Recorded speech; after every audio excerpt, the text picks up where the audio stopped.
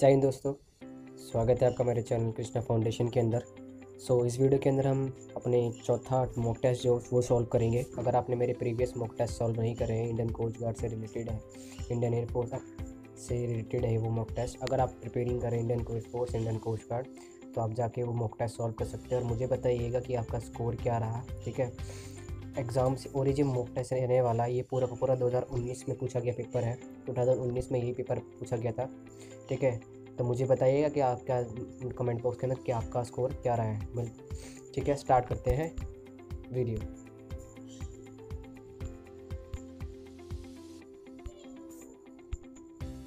तो सबसे पहले आपका फर्स्ट क्वेश्चन देख लेते हैं। ठीक है, ये 2019 में पास में पूछा गया क्वेश्चन है। पूरा का पूरा क्वेश्चन पेपर उठाया है मैंने।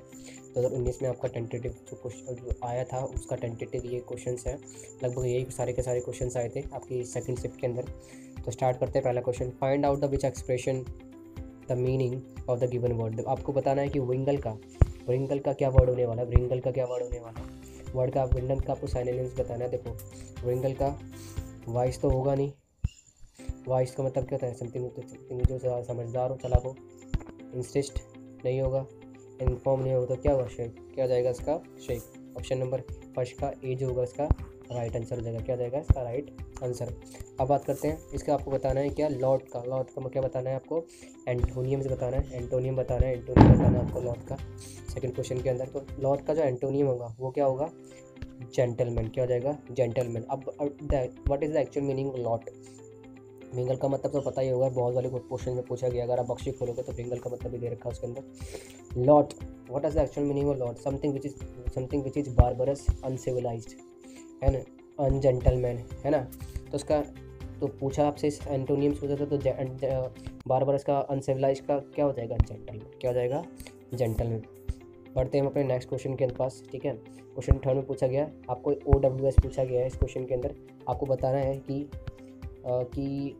Sleeping room for many person, एक ऐसा रूम जहाँ पे बहुत सारे लोग सोने की व्यवस्था की जाती है। तो वो एक चीज़ होती है, वो क्या होती है, हॉस्टल होती है। ड्वेलिंग होता है नहीं, डॉर्मेटरी होता नहीं, बोर्डिंग होता नहीं है। रह गया क्या, हॉस्टल हो गया। क्या हो जाएगा, हॉस्टल इसका राइट आंसर हो जाएगा। वन वो मर्डर्स वंस मर्डर। देखो यहाँ पे बताना है कि मर्डर का किससे रिलेशन होता है। रूट वर्ड जाओ तो साइड से, किसका मतलब क्या होता है, साइड से। जब भी कभी आप मर्डर के रूट वर्ड देखो तो क्या होगी, साइड होगी। क्या होगी, साइड होगी, चाहे वो, ठीक है ना। रूट वर्ड देखिएगा तो देखो यहाँ पे एक वर्ड दे रखा है, स्पेसिफाई वर्ड दे रखा है, उसका नाम क्या है, matricide. Matricide, what is the actual meaning of matricide. Matri मतलब होता है माँ और साइड मतलब कि हत्या। तो वंस मदर का मतलब क्या हो जाएगा, क्वेश्चन नंबर 4 का क्या हो जाएगा, क्वेश्चन नंबर 4 हो जाएगा answer number C. Find the correctly spelled word. देखो करेक्टली स्पेल्ड वर्ड बताना है कौन सा है। डिपेंडेंस गलत है, डिसअपॉइंट भी गलत है, एपोवेशंस भी गलत है। तो मुझे बताइए कौन सा सही है। देखो अकोमोडेशन सही लिखा हुआ है,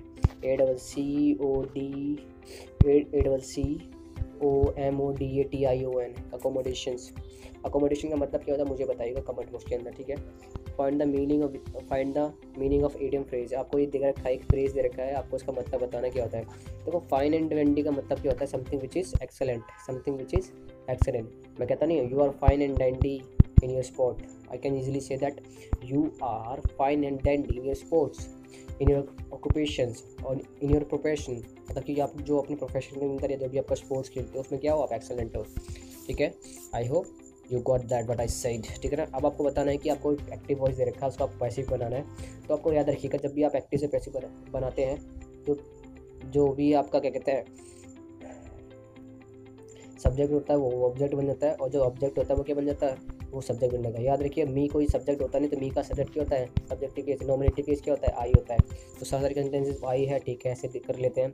तो ये क्या होगा, you will be take care of by me. ये आपका पैसिव दे रखा है, आपको क्या करना है, एक्टिव बनाना है। पैसिव दे रखा है तो इसका क्या हो जाएगा, I will take care of you. क्या जाएगा इसका आंसर, आंसर नंबर सी इसका क्या हो जाएगा, राइट आंसर। देखो नॉर्मली आपको पैसिव दे रखा है, देखो आई विल तो आएगा ही आएगा, सेंटेंस में तो कुछ फर्क पड़े। Take care of me, preposition भी चेंज नहीं होगी, टेक केयर के साथ ऑफ आएगा, प्रीपोजिशन फॉलो करेगा यू। देखो यू का जो सब्जेक्टिव केस यू ही होता है, याद रखिएगा।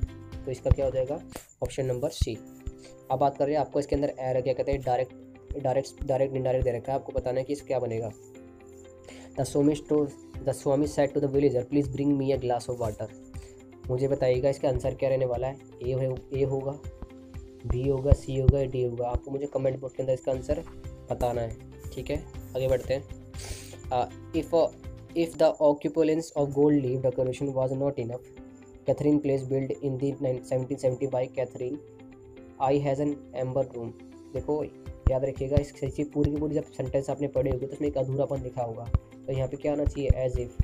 क्या आना चाहिए, एज इफ़ आना चाहिए। क्या आना चाहिए, as if the opulence of gold leaf decoration was not enough, the Catherine palace built in the 1717 by Catherine I was an amber room, no error. ठीक है, I hope you got that what I said. Surprisingly there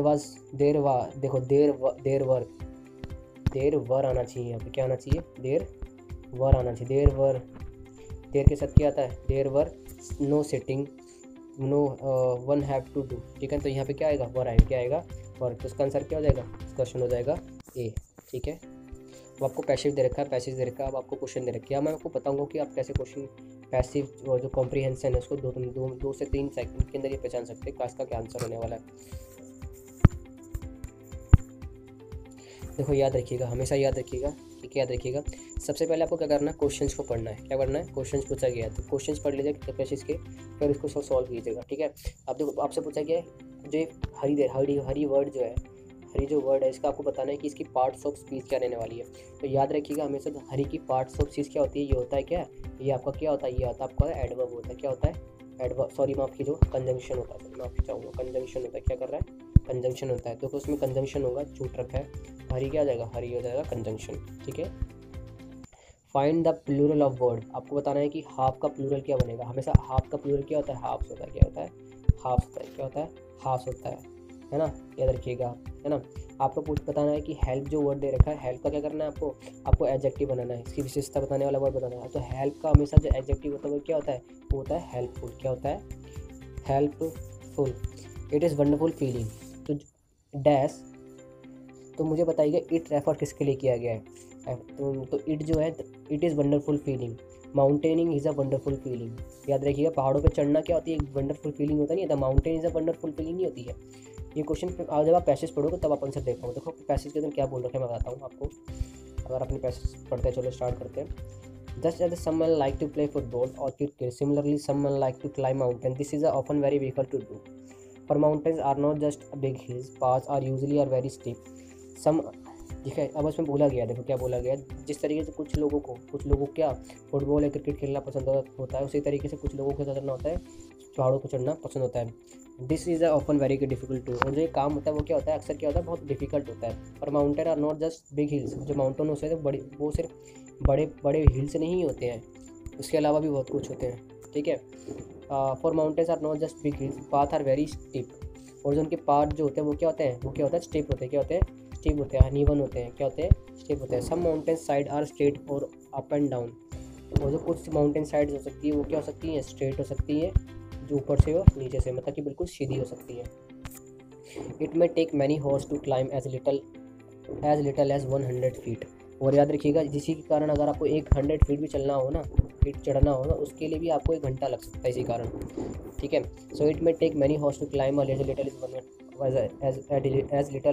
feet, there is always a danger that you may fall off and be killed और injured, और आपको हमेशा डर बना रहता है। क्या डर बना रहता है, कि आप डेंजर में हो, आपको खतरा रहता है कि आप गिर ना जाओ या फिर आपकी मृत्यु ना हो जाए, आपकी चोट ना लग जाए। इंजर्ड मतलब चोट ना लग जाए। Man talk about conquering a mountain, अब क्या होता है, अब बात करें दूसरा पैराग्राफ स्टार्ट होता है। A man talk about conquering a mountain, it is wonderful feeling to reach the top of mountain. देखो यहाँ पे बात पूछा गया है कि, देखो ये क्वेश्चन पूछा गया था, man talk about conquering a mountain. कंक्यूरिंग का माउंटेन का मतलब क्या होता है, जब आप माउंटेन के टॉप पे पहुंच जाते हो, क्या करते हैं, माउंटेनिंग करते हो, उसको क्या बोलते हैं, उसको वंडरफुल फीलिंग किया गया। तो यहाँ पे क्वेश्चन क्या पूछा गया है, to climb mountain is difficult to do. पहले सबसे पहले क्या पूछा गया था आपको, टू क्लाइम माउंटेन डिफिकल्ट क्यों होता है, पहाड़ों पर चढ़ना क्यों डिफिकल्ट होता है, क्योंकि क्या होता है, वहाँ के जो रास्ते होते हैं क्या होते हैं, स्टेप्स होते हैं, और क्या होता है, अनइवन होते हैं। तो इसका आंसर क्या हो जाएगा, ऑप्शन नंबर 4 हो जाएगा।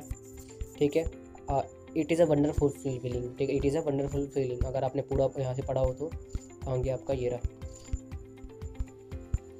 Man talk about conquering morning, it is wonderful feeling to तो reach the top of mountain, ये तभी हो सकता है, तो देखो reach the top of the mountain का मतलब क्या होता है, ये तभी हो सकता है जब आप क्लाइंब करो, माउंटेनिंग करो, है ना। देखो इसमें क्वेश्चन पूछा गया, to underfoot feeling to steep part to the mountain the prison the mountaining, mountaining क्या आएगा, क्या आ जाएगा, माउंटेनिंग आ जाएगा, ठीक है। यही थे आपके क्वेश्चन, ठीक है ना। आप मुझे बताइएगा कि आपका स्कोर क्या रहता है, ठीक है ना। मिलेंगे अपनी नेक्स्ट वीडियो के अंदर, उसके अंदर भी मॉक टेस्ट सॉल्व करेंगे, ठीक है। चलो मिलते हैं, बाय। और आपकी प्रिपरेशन सही चल रही होगी, और अगर आपको किसी भी तरीके की दिक्कत, अगर आपको प्रॉब्लम आ रही है अपने प्रिपरेशन में, तो आप मुझे इंस्टाग्राम पर भी टैग कर सकते हैं, ठीक है। कोई भी प्रॉब्लम आ रही है, कोई भी करियर से रिलेटेड कोई भी डाउट आ रहा हो, तो मुझे क्रॉप कर लीजिए आप, ठीक है। आई हैव बीन देयर, ठीक है। तो मैं कुछ दिनों में स्टार्ट करने वाला हूँ इंस्टाग्राम पे quizzes. If you are instructed you may follow me, ठीक है, अदरवाइज नो वरी, ठीक है। चलो मिलते हैं हम अपने नेक्स्ट वीडियो के अंदर। जय हिंद, बाय बाय।